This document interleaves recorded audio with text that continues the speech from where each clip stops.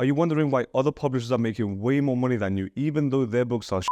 Now, you might be one of the publishers that's been doing KDP for years and still not seeing results. But that's okay, because that's what I used to do as well. That's the publisher I used to be. Now, there's one simple switch that I made to my business that helped me break out of that cycle of just pure failure. As soon as I implemented that switch, my account went from growing slowly and steadily like this to growing exponentially like this. I want to show you how to make up for all those years of just pure failure and low income. You're going to get it all back this year. Now, I know this works because it's what worked for me. Now, here's the problem that I was doing at the start. My income was growing slow and steadily. Why? Because I was just simply niche jumping. What's niche jumping? Well, it's very simple. You pick one niche. So down here, I picked a niche. Let's say I pick an animal coloring book, and it makes a little bit of money and I'm slowly growing. Then I use the money from the animal coloring book to make a different book. Now, what is this book? Let's say it's a dinosaur encyclopedia. Now, that dinosaur encyclopedia starts making a little bit of money, and I'm thinking, the animal book is a little bit boring. The dinosaur book is a little bit boring. Let me make another book. So I'll make a princess storybook. Now, that princess storybook starts to make me a little bit of money, and then all of these seem boring, so I pick something else. So I pick, let's say, how to cure anxiety. I go into something completely different. Well, here's the problem. This book made me a little bit of money. And then because I let my ego get in the way and I got bored and I didn't see it as a business, I saw it as just a fun thing to do. I got bored of this animal niche. So I picked a different niche, a dinosaur niche. Now, once I got bored of the dinosaur niche, I picked a different niche. This was not the most effective way to grow on KDP. It's still possible to grow like this, but it's not the most effective way. We want to make up for all the years of your failures. And the best way to do it is by actually building a brand. Now, before you click off the video, there's a lot of different brands you can build. And I'm going to get into every single one of them because there's not just one way to grow a brand. Now, here's what happens when you grow a brand. Let's take 50 Shades of Grey, for example. They published a book. This was like the first book. They published this book. It did very well. It started making a bunch of money.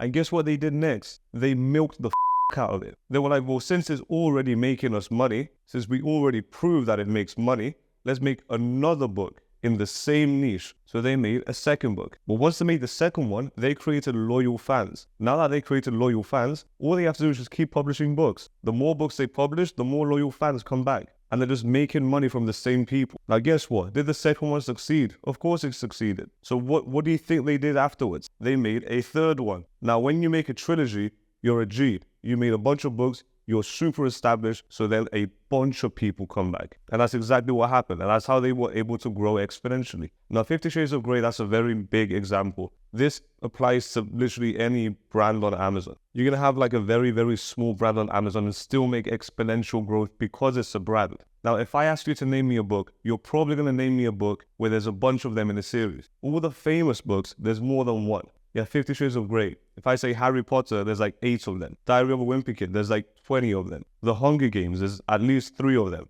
Any book, there's more than one. No one's ever made one book, it became popular, and then they never, ever, ever made a book. I'm not going to say no one, but the majority of times, there's multiple books in a series because they want to milk as much money out of the customer as possible. And that's what you want to do as well. But obviously, you're going to be offering quality books. Now, when I made over 10K in a month in profit, this is the way I did it. I was doing this 3 years maybe, and the maximum I made was around $400. This is profit per month. This is the maximum I did. When Christmas time came, this might have been $600, maybe $800 if I'm lucky. But I was doing this for 3 years. And then I said, well, obviously I'm doing something wrong. Let me try this. I tried this, and my first December, I had 3 books in the same niche. I was an established brand because no one else had a brand in that niche, and I was able to make my first 10K month. Now, here's some things you need to know before making a brand. Now, these are very, very important. The first thing is there's not just one type of brand. In fact, there's at least 4. Now, the first type of brand is a linear brand. What's a linear brand?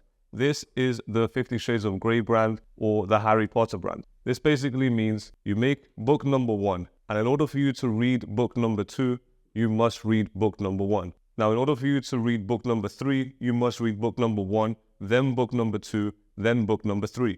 If you sit and read Harry Potter and you go from end to start, it probably won't make much sense. This is your linear brand. You start off with number 1, then number 2, then number 3. So that's one type of brand. The next type of brand is a non-linear brand. I think you can guess where I'm going with this. You make 3 books and it doesn't matter which one you read first, which one you read second, or which one you read third. So this can be a psychology brand, a non-fiction book psychology brand. And you can have this book for anxiety, this one for abusive parents, and then this one could be for childhood trauma. Now, it doesn't really matter which one you read first because they're all different. You can read the trauma if you have trauma, and then you might have anxiety. And because you like this one, you go back to the anxiety one or read the anxiety one. You might have never been abused by your parents, so you might never pick up the second one, but you'll pick up the third one and the first one because that's appropriate for you. This is a non-linear brand. Now, there's another type of brand called a targeted non-linear brand. What's this? Well, let's actually take these examples because I can't really think about these examples.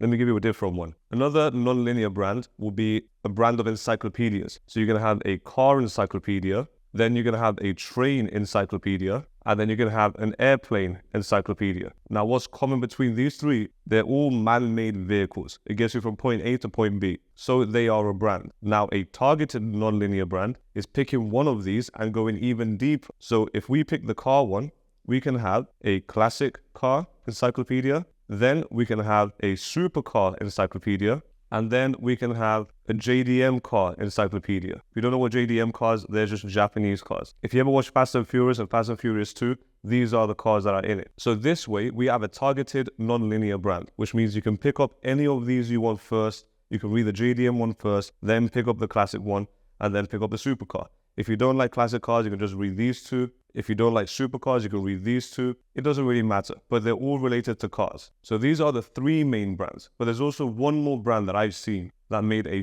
ton of money. And this is an expanded brand. Let me just take this one away. You remember linear brand. That's 50 Shades of Grey and Harry Potter. So what's an expanded brand? Expanded brand is super simple. So I had this client that published a marriage book. This book was basically how to solve your marriage. You have marriage problems, blah, blah, blah. This book will help you solve it. Now, the way she created a brand was by using the expanded brand formula. She created the main book, which is a non-fiction book, like 60,000 words, 200 pages or whatever it is, with all the information.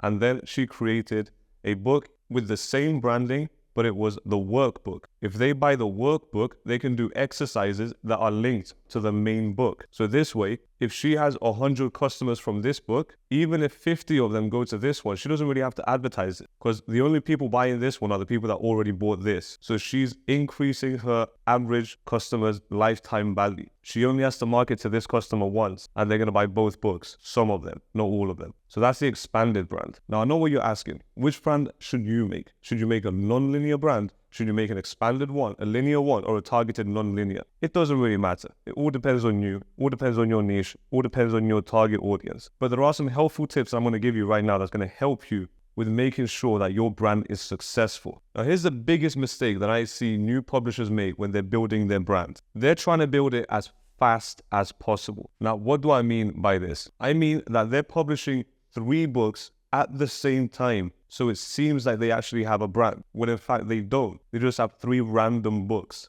Now, I see this with a lot of people. They'll publish a book here and it will have like 12 reviews. Then they'll publish the second book and it will have 9 reviews. And then they'll publish a new book and it will have 18 reviews. And then they're like, all 3 of my books are not selling. If it has 9 reviews, how do you expect it to sell? Now, there's books that sell with 9 reviews, but how are you judging a book with 9 reviews? Don't judge a book which is basically still in its growth phases. That's like saying, oh, I planted a tree a week ago and apples haven't come out of it yet. That's the dumbest thing I ever heard. Or in fact, it's the same as saying, oh, I planted an apple tree, I waited for the apple tree to grow, some apples started to grow, but as soon as I picked them, the apples aren't good. But you didn't wait for them to go red or green or whatever color the apple's gonna be. You have to grow a book first, which is why the first piece of advice that I've learned myself is to have proof of a brand that is going to work. Now, how do you do that? Well, you start with publishing 1 book. You publish the first book.